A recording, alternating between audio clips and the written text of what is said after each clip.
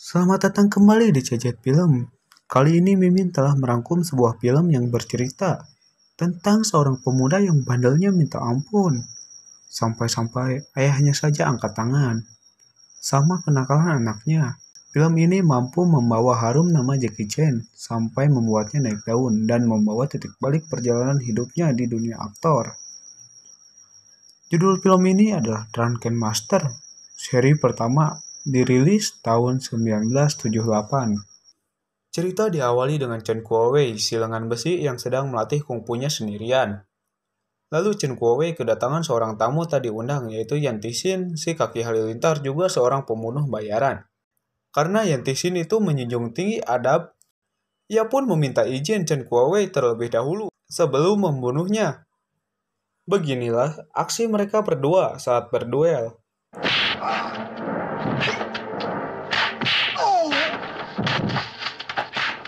Pada akhirnya, lengan besi pun tewas di tangan Yan Tixin, si kaki halilintar. Selanjutnya, ada Jackie Chan, sang aktor utama kita, yang berperan sebagai Wong Pei-hung. Babang Pei-hung ini anak dari Wong Kei-ying, sang Grandmaster yang disegani di dunia persilatan. Pei-hung ini anak yang sangat bandel banget. Saking bandelnya, asisten ayahnya sendiri pun dijahilinya, sampai dibikin malu di depan murid-murid yang lain.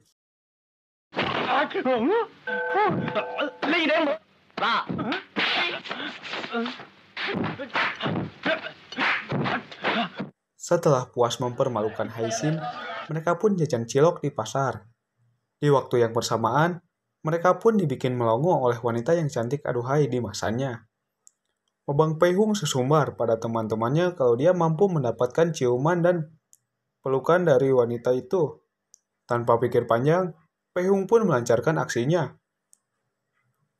Pertama-tama, dia bersandiwara ke Lilipan. Setelah aksi pertamanya berhasil, dia pun berlanjut dengan aksi keduanya dengan menggunakan belut.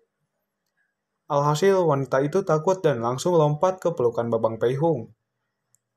Saat mengetahui itu, sang ibu pun marah lalu menggamparnya. Karena tak terima, Pei-hung pun menantang sang ibu itu. Tak disangka, ibu itu juga seorang ahli kungfu. Merasa dipermalukan, Pei-hung pun melarikan diri dan mencari pelampiasan kekalahannya. Di lain sisi, seorang bapak-bapak sedang menawarkan batu giok warisan keluarganya kepada seorang pemuda dengan sangkar burung di tangannya.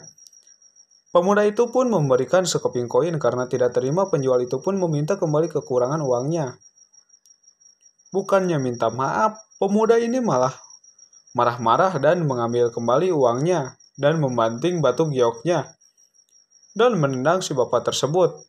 Dan Pei-hung pun datang. Merasa mendapatkan pelampiasan, Babang Pei-hung pun tak segan-segan menghajar pemuda itu tanpa ampun.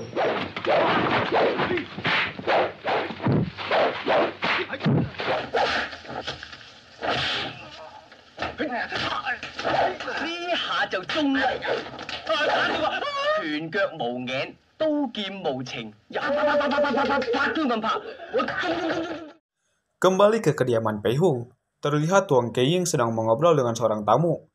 Ternyata tamu itu ialah ibu-ibu tadi yang berduel dengan Pei-hung di pasar. Ternyata dia adalah adik dari Wong Kei-ying. Dengan begitu, mereka juga adalah bibi dan saudara Wong Pei-hung. Sang ayah melihat Pei-hung baru pulang ke rumah dan memintanya agar menyapa mereka. Karena Pei-hung belum pernah ketemu sama sekali, Pei-hung pun terkejut saat mengetahuinya. Alih-alih ingin memalingkan muka dengan dalih sakit karena dislokasi, alhasil si ibu itu menghampiri Babang Pei-hung dan mengobati sakitnya. Mereka berdua bertatapan mesra dan wala, kemarahan pun tak terbendung dan melaporkan perbuatan bejat anaknya kepada Wong Kei-ying. Babang Pei-hung pun dihukum sampai-sampai mau dicoret dari kartu keluarganya.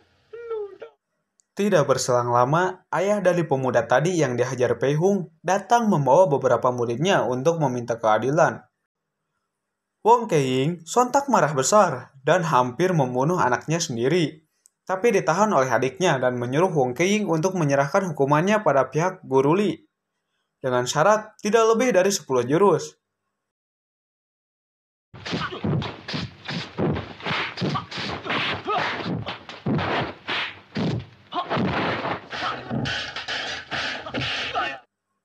Alih-alih menghukum Pei Hung, justru malah berbalik, dan korban pun bertambah satu. Mereka pun pergi dengan rasa malu. Wang Keiying yang masih kesal dan gak tahu lagi cara menghukum Pei Hung. Dia pun memberikan Pei Hung hukuman dengan latihan kuda-kuda berjam-jam dan menyerahkan Pei Hung ke pengemis So. Saat malam hari, Pei Hung kedatangan sahabatnya dan menceritakan kekejaman pengemis So. Mereka pun merencanakan untuk melarikan diri. Di tengah pelariannya, Pei Hung menghampiri sebuah kedai makanan dan memesan beberapa makanan. Setelah kenyang, Pei Hung pun kabur secara diam-diam, tapi aksinya itu ketahuan. Mereka pun membawa tukang pukul dan menghajar Pei Hung habis-habisan. Karena Pei Hung tidak mau bayar. Pada mulanya Pei Hung melawan, namun karena kungfunya kurang memadai dan mereka keroyokan, alhasil Pei Hung pun kewalahan. Pei Hung terjatuh di depan kakek tua yang kelihatannya sedang tidur. Dia meminta mereka berhenti memukulinya lebih dari ini karena bisa membuatnya mati. Tetapi mereka tidak mengindahkannya dan terus mengeroyok Pei Hung. Juga kakek itu terkena imbasnya. Setelah membuat tukang pukul mereka babak belur, mereka pun melarikan diri ke hutan. Ketika di hutan, Pei Hung ditanyai sama kakek itu yang bernama So, alias si pengemis So, kenapa dia tak membayar. Pei Hung bilang dia sedang melarikan diri dari ayahnya, karena ayahnya menyuruh pengemis So untuk melatih dia. Setelah kakek So mengenalkan dirinya sebagai pengemis, Babang Pei Hung lalu kabur terbirit-birit karena takut.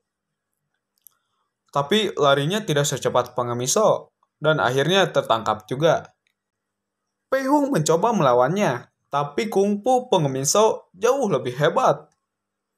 Dengan santuinya, pengemis So menghindari setiap serangannya. Di balik itu, setiap jurus pengemis So sangat tajam. Dengan begitu, Pei Hung mau tidak mau harus menurut dan dibawa ke rumah pengemis So. Latihan panjang pun dimulai.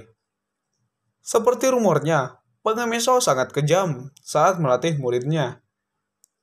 Dengan kecerdikannya, Pei Hung mengerjai gurunya dengan menceburkan dirinya sendiri. Dan inilah hasilnya. Sungguh, murid tak tahu diuntung. Yan Tixin tak terima saat melihat tempatnya diduduki Pei Hung yang sedang mengeringkan celananya. Pei Hung sempat nyolot sama si Thunderleg, dan mereka pun bertarung. Yan Tixin menanyakan siapa yang melatih kungfunya. Sudah pasti ayahnya. Pei Hung dibikin babak belur abis-abisan. Setelah kalah, Pei Hung disuruh merangkak melewati kedua kaki Yan Tixin. Setelah itu Pei Hung ditendang lagi. Saat mau lari, Yan Tixin menyuruhnya berhenti, lalu menyerahkan celana Pei Hung. Tapi saat hendak mengambilnya, celana itu dimasukkan ke dalam api pembakaran. Pei Hung pun berlari dengan kesedihan yang mendalam. Setelah diperlakukan dan dipermalukan seperti itu, Pei Hung pun kembali ke sisi gurunya demi melatih kungfunya dan berniat membalaskan dendamnya. Latihan seri kedua pun dimulai. Pei Hung berlatih dengan giat dan bersungguh-sungguh sambil menahan nyeri, walaupun sedikit-sedikit melakukan kecurangan.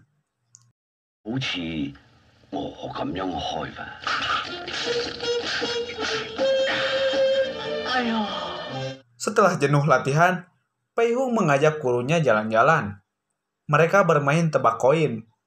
Si guru ternyata sangat jago bermain. Mereka pun mendapatkan uang yang banyak. Saat sedang bertaruh, si alis tebal menantang pengemis So satu putaran. Dengan kecepatan tangannya, dia menyembunyikan koinnya di sela jarinya. Tapi mata pengemis So lebih cepat. Temannya alis tebal tiba-tiba berteriak. Saat semuanya kabur, Pei Hung menghadang alis tebal, si pala botak. Pei Hung bertarung dengan si alis tebal yang memperoleh jurus kepala besi. Pertarungan sedikit berat sebelah, tapi saat pengemis So memberikan palu keadilan, Pertarungan pun kembali berbalik. Si alis tebal pun dibikin benjol-benjol. Haha. Mereka pun melanjutkan latihannya. Pengemisau yang sudah gemetar lalu meminta Pei Hung untuk memberikan persediaan anggurnya. Pei Hung yang kegirangan lalu membeli makanan dengan uang untuk membeli anggur. Dia hanya membeli sedikit anggur, lalu mengoplosnya dengan air biasa. Sisa uangnya dipakai buat bayar makanannya. Si alis tebal membawa gurunya si Raja Tongkat menemui pengemisau. Karena tubuh pengemisau sudah mulai kekurangan asupan anggur, dia pun hanya mengenalkan dirinya. Dengan harapan mereka melarikan diri. Si alis tebal yang melihat tangan pengemisau gemetar, dia pun menyuruh gurunya untuk bertarung. Karena kurangnya asupan anggur, guru Shou melawannya dengan susah payah. Pei Hung datang tepat waktu dan memberikan anggur oplosannya. Alhasil, mereka pun kalah dan bersembunyi.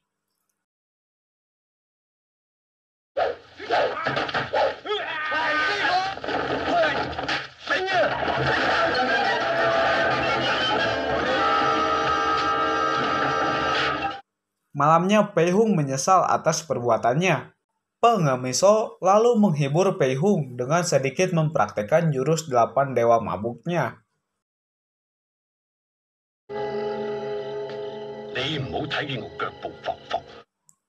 Besoknya Pei Hung belajar jurus dewa mabuk.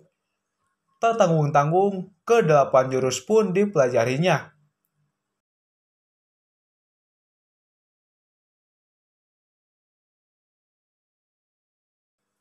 Karena gengsi dan malu, Pei Hung enggan mempelajari teknik ke-8 Dewi Ho.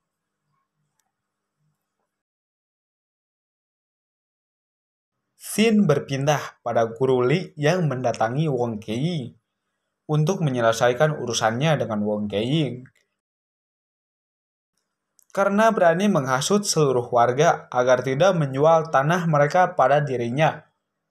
Karena Wong Keiying sudah mengetahui akal busuk Guru Li yang bersekongkol dengan perusahaan yang ingin membuat tambang batu bara di sana. Karena ketahuan, Guru Li menyogoknya dengan keuntungan 20%. Dengan tegas, Guru Wong menolaknya. Mereka pun pergi. Yen Tixin kembali mendapatkan misi baru untuk membunuh Wong Keiying. Pei Hung yang kembali membeli anggur melihat Raja Tongkat sedang mengadakan sebuah acara. Dia pun dengan pedenya menghampirinya dan membalaskan kekalahannya tempo hari. Karena keahlian kungfunya sudah meningkat, Raja Tongkat pun berhasil dikalahkannya dengan mudah.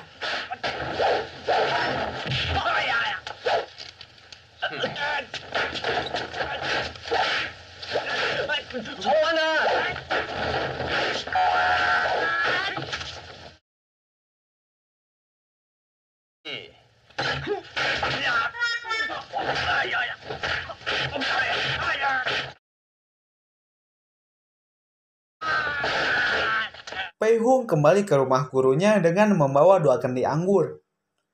Saat sampai, Pei Hung mencari gurunya, tapi tidak menemukannya. Hanya ada secarik pesan yang bertuliskan salam perpisahan. Saat Wong Keiying sedang melatih kungfu, tiba-tiba seseorang datang dan memintanya ikut ke bukit. Setelah sampai, Wong Keiying dihadang oleh Yen Tixin, si Thunderleg. Mereka pun berdua berduel. Guru Wong terlihat kewalahan. Pei Hung pun datang menyelamatkan ayahnya dan menggantikannya duel dengan Yen Tixin untuk membalaskan kekalahannya tempo hari. Duel maut pun terjadi setelah beberapa adu mulut. Sebelum itu, pengemisau menghampirinya dan melihat mereka berduel. Di awal pertarungan, Pei Hung unggul, tapi si Thunderleg pun tidak mau kalah dan mampu mengatasi jurus 8 dewa mabuk. Saat keadaan makin terpuruk, Pei Hung yang mampu menguasai 7 jurus tidak bisa berkutik. Tapi dengan kecerdasannya dan saran dari gurunya, Dia bisa membuat jurus ke-8-nya sendiri dan berhasil mengalahkan Yanti Shin, si Thunderleg. Cerita pun berakhir. Terima kasih telah menonton sampai akhir. Mohon maaf bila terdapat banyak kesalahan dalam penyampaiannya. Saya Jai, pamit undur diri.